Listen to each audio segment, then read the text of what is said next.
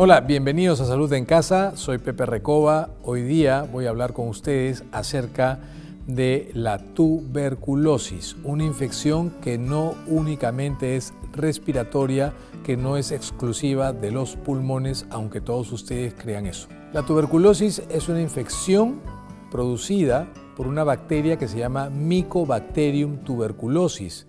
Esta bacteria de tuberculosis, más conocida como bacilo de Koch, porque fue el científico médico alemán Robert Koch que identificó en un paciente que tenía tos crónica progresiva, que se había adelgazado, que tenía fiebre y tenía tos con expectoración y con sangre, encontró unos microbios que parecían unos hilitos chiquititos que tenían ciertas características especiales, eran bien fregados, para poderlos colorear y ver en el microscopio o para cultivarlos y obtenerlos. El bacilo de Koch es fregadísimo para lograr obtenerlo en un cultivo, pero eso fue lo que vio Koch en este paciente y a eso le denominaron bacilo de Koch, pero en realidad es un tipo de microbio llamado Mycobacterium tuberculosis que pertenece a una gran familia, está emparentado con la lepra, por ejemplo.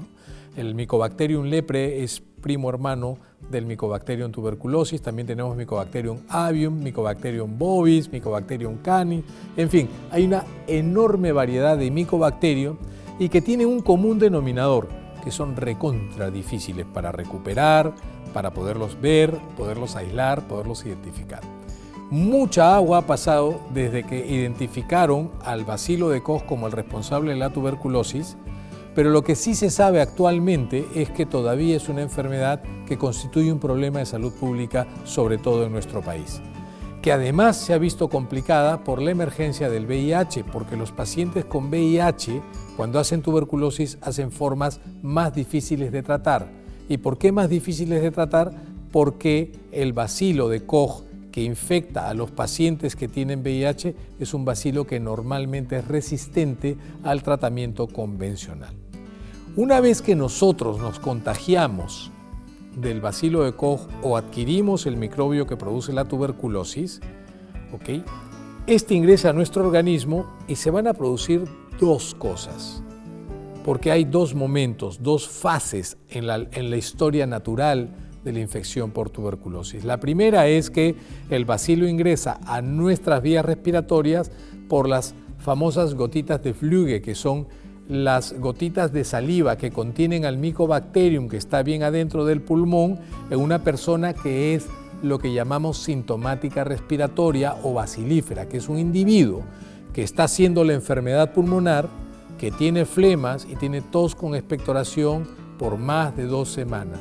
Si esta persona convive, cohabita con nosotros, ya sea porque estamos bajo el mismo techo en una casa, o porque somos compañeros de universidad, o porque toda la vida coincidimos todos los días en el mismo microbús y nos demoramos lo mismo en llegar a nuestro destino o en nuestro centro de trabajo, si esta persona está al lado nuestro y nos exponemos, podríamos adquirir la bacteria por la respiración, por vía inhalatoria. Esta bacteria va al pulmón y nuestras defensas, si estamos bien nutridos, la van a neutralizar y se va a formar lo que se llama la primoinfección, infección latente o infección primaria, tuberculosis inactiva, y te puedes quedar por años viviendo con la tuberculosis dentro y no tienes ningún problema.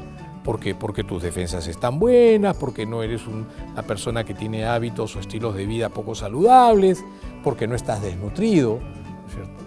Sin embargo, en algún momento, si es que tus defensas por alguna razón pudieran bajar o disminuir, esta bacteria que ha estado ahí anulada, tapada, restringida a un área del pulmón o en un ganglio, se despierta y se activa y ahí puede empezar la infección pulmonar.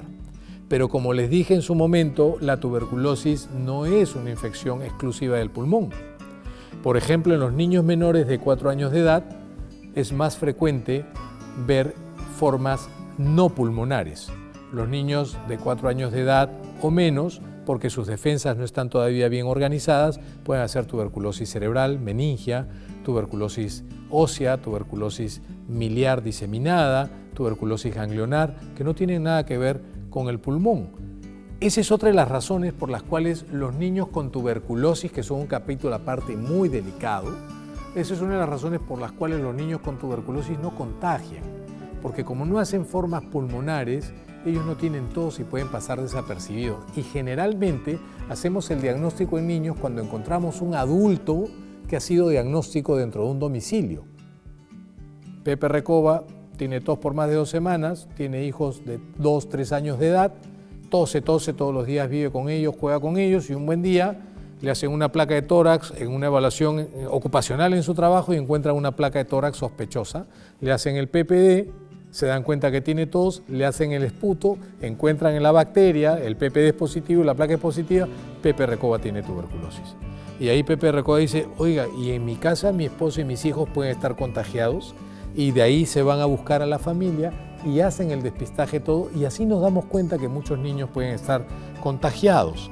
Por eso es que las guías nacionales obligan a que vacunemos a todos nuestros niños contra la tuberculosis por el riesgo de cohabitar con un adulto con tuberculosis.